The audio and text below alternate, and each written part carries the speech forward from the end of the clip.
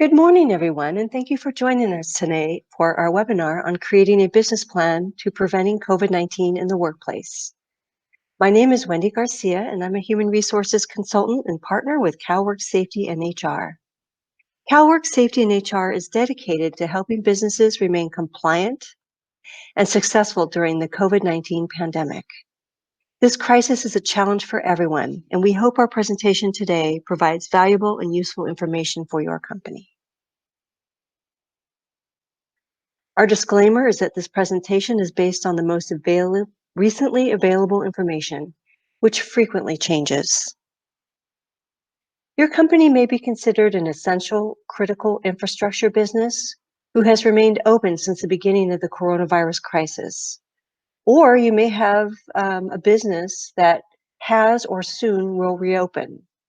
Now more than ever, every employer must demonstrate its commitment to taking every step necessary to reduce the risk of infection and provide the safest possible work environment for employees, as well as customers, clients, vendors, and the public. We need to develop a COVID-19 preparedness and response plan.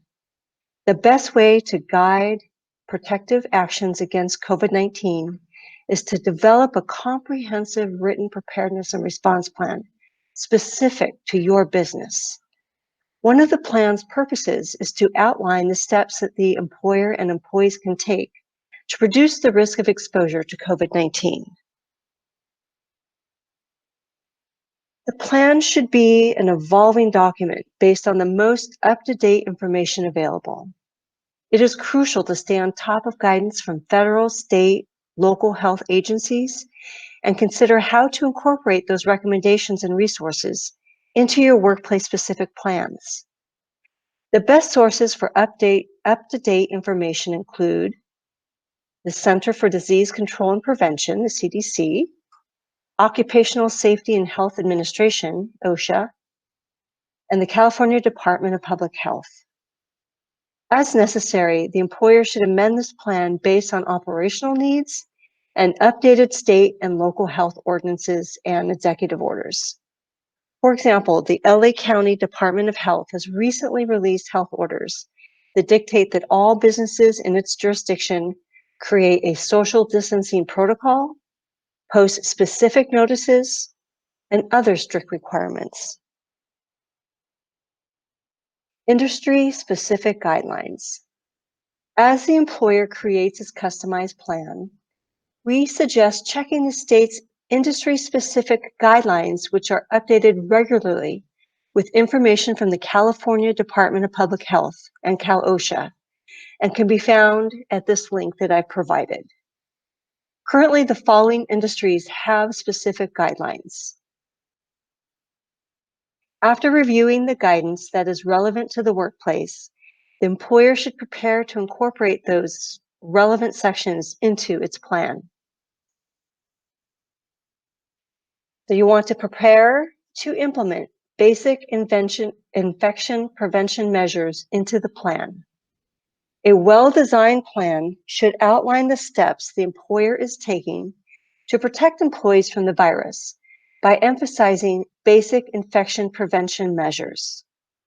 As appropriate, all employers should implement good hygiene and infection control practices into their plan, including promote frequent and thorough hand washing, including providing employees, customers, and website visitors with a place to wash their hands.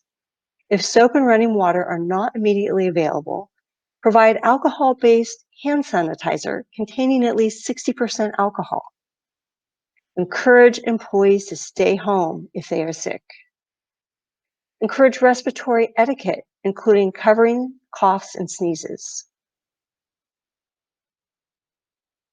Employees should have face coverings available and wear them when working around or traveling with others. Provide customers and the public with tissues and trash receptacles. Employers should establish social distancing strategies, such as reconsidering workplace layouts, workstation layouts, and encourage employees to be spaced more than 6 feet apart. Use floor markers or plexiglass partitions and other related modifications to ensure social distancing. Employers should consider allowing or temporarily adopting flexible work hours, staggered shifts, 410 schedules, to minimize the number of employees who are present in the workplace and to increase the physical distance between employees. Employers should consider allowing telecommuting, working from home, as a method of reducing the risk of infection in the workplace. Discourage employees from using other employees' phones, desks, offices, or other work tools and equipment when possible.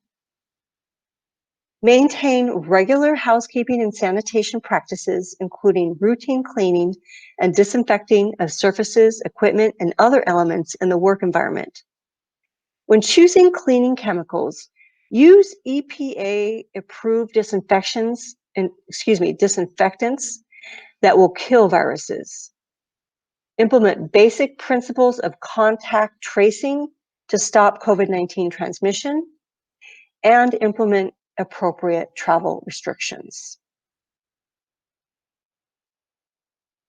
Employee health screenings.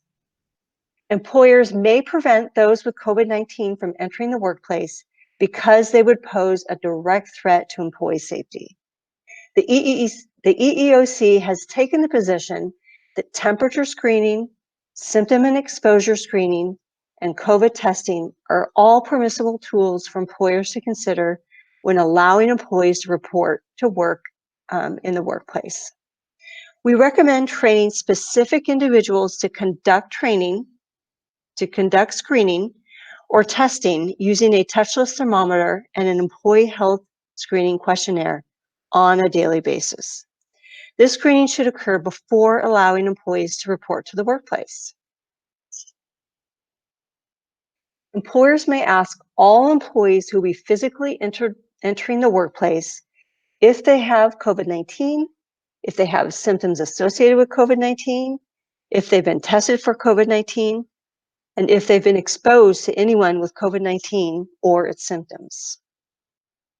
According to the CDC, the symptoms associated with COVID-19 include cough, shortness of breath or difficulty breathing, fever, chills, repeated shaking with chills, muscle pain, sore throat, a new loss of taste or smell, and they're less common symptoms, but they include headache, fatigue, gastrointestinal symptoms such as nausea, vomiting, or diarrhea.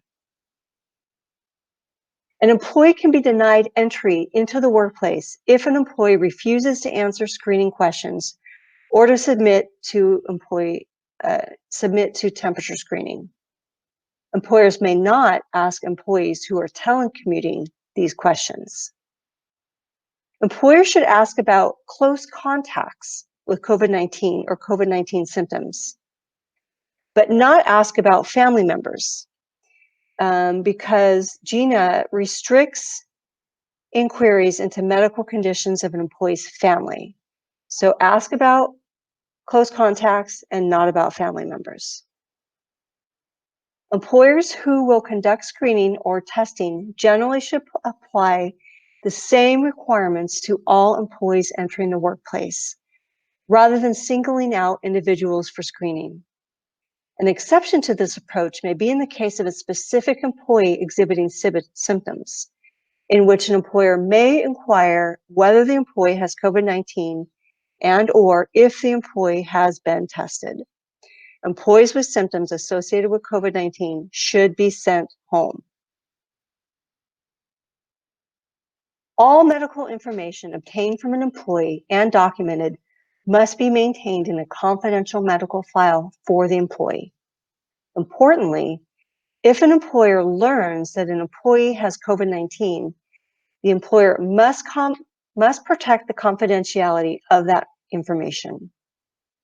It is permissible to ask the employee which coworkers with whom he or she has been in physical contact with, and then to notify those employees that they may have been exposed. But the employer generally should not identify the employee with COVID-19 to others.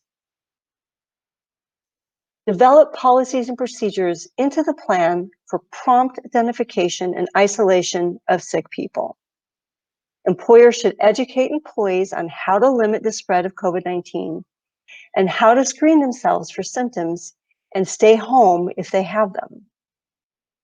Prompt identification and isolation of potentially infectious individuals is a critical step in protecting employees, customers, visitors, and others at a work site. Designate points of contact for reporting and questions when they are sick or experiencing symptoms of COVID-19. Where appropriate, employers should develop policies and procedures for immediate isolation of people who have signs and/or symptoms of COVID-19 and send them home. Communicate with employees impacted by the potential exposure. Identify remedial sanitation measures for impacted employees. Employers should establish the duration of quarantine and conditions for return. Develop, implement, and communicate about workplace flexibilities and protections. Actively encourage sick employees to stay home. I've said that before, but we can't say it enough. Encourage that sick leave policies are flexible and consistent with public health guidance and that employees are aware of these policies. Do not require a health provider's note for employees who are sick with acute respiratory illness to validate their illness or to return to work.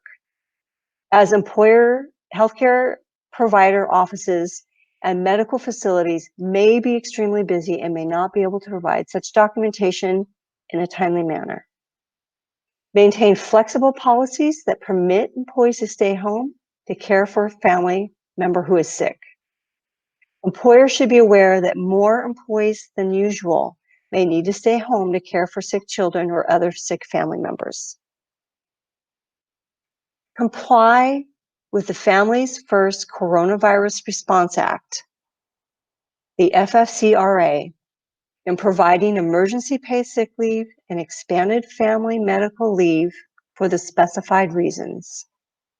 Recognize that employees with ill health family members may need to stay home to care for them. See the CDC's interim guidance for preventing the spread of COVID-19 in homes and residential communities. I found this link to be very helpful. Be aware of employees' concerns about pay, about leave, safety, health, and other issues that may arise during the COVID-19 outbreak. Provide adequate, usable, and appropriate training, education, and informational material about business essential job functions and employee health and safety, including proper hygiene practices and the use of any workplace controls, including personal protective equipment. Informed employees who feel safe at work are less likely to be unnecessarily absent. And work with health insurance companies, benefit plans, state and local health agencies to provide information to employees and customers about medical care. In conclusion, we acknowledge that it is difficult to create a COVID-19 exposure prevention, preparedness, and response plan, as there's so many unknowns, changing guidelines, and so many piecemealing of laws and ordinances throughout the state. Please reach out to us if you need assistance in creating your company's specific COVID-19 response plan. We are happy to work with you to customize your plan. Thank you for joining us today in this webinar, and we hope to see you soon.